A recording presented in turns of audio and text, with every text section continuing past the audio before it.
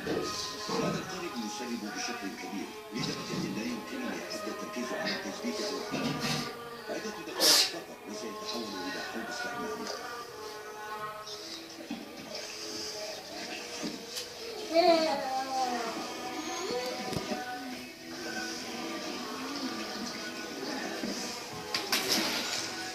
مش بصور.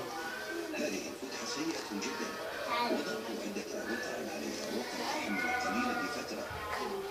توقفت السرب لدقيقة. ولم يجب أن أفعل شيئا وأزيل الرقع. إنها تسرب بشكل سيء.